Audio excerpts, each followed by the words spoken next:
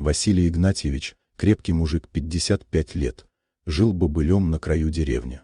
Единственной его компанией был огромный хряк по кличке Барон. Это был не просто поросенок на откорм, а настоящий любимец, умный как собака и весом под 300 килограммов. Игнатьевич часто пускал его во двор погулять, и Барон ходил за хозяином по пятам. В тот морозный декабрьский вечер Василий вернулся домой поздно.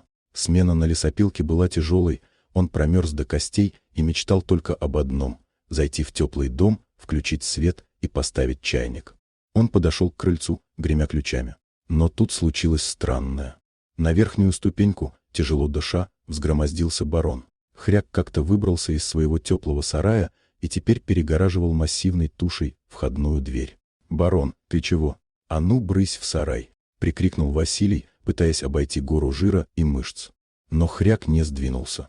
Он издал угрожающий рык и толкнул хозяина рылом в грудь так, что Василий чуть не упал в сугроб с крыльца. «Ты что, взбесился?» — разозлился фермер. «Я же тебя на колбасу пущу». Василий снова рванулся к двери. И тут Барон перешел в атаку. Он схватил хозяина зубами за валенок и с силой дернул назад. Потом начал визжать, громко, пронзительно, так, что закладывало уши. Он кидался на ноги, толкал боком, не давая сделать ни шагу к заветной двери. В его маленьких глазках читалось безумие.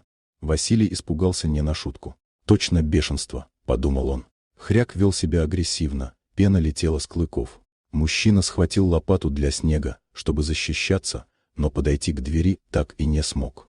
Шум драки и дикий визг услышали соседи. Решив, что на Игнатьевича напали волки или бандиты, они вызвали полицию и МЧС. Когда спасатели прибыли, они увидели картину маслом. Огромная свинья держит оборону на крыльце, не пуская хозяина в дом, а Василий, весь в снегу и порванной одежде, матерится, на чем свет стоит. Пожарные, парни крепкие, с помощью бронспойта и щитов оттеснили разъяренного зверя в сторону. «Давай ключи, дед, сами проверим, что там», — сказал командир расчета, подозревая, что в доме может кто-то быть. Спасатель вставил ключ, повернул замок и рванул дверь на себя. И тут всех, кто стоял на крыльце, ударила в нос тугая, удушливая волна. Запах был такой концентрации, что слезились глаза. Газ.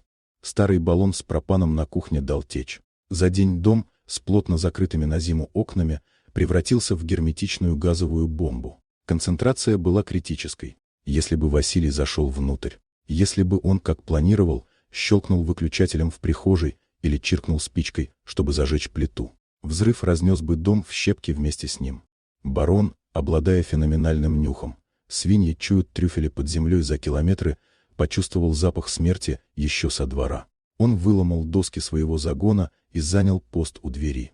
Он знал, туда нельзя. Он кусал любимого хозяина, причинял ему боль, визжал и кидался, лишь бы не дать ему совершить роковой шаг. Василий Игнатьевич сел прямо в сугроб. Его трясло. Он смотрел на Барона, которого пожарные уже отпустили. Огромный хряк, успокоившись, подошел к хозяину и ткнулся мокрым пятаком ему в ладонь. «Прости, друг», — заплакал суровый мужик, обнимая грязную шею животного. «Ты же мне жизнь спас». В ту зиму Барон жил в доме, конечно, после того, как газ выветрили, а баллон заменили. И спал он на личном ковре у печки, получая самые вкусные объедки со стола. Дорогие друзья, если вам понравилось видео, поставьте лайк, а также подписывайтесь на канал, где наши авторские истории выходят каждый день.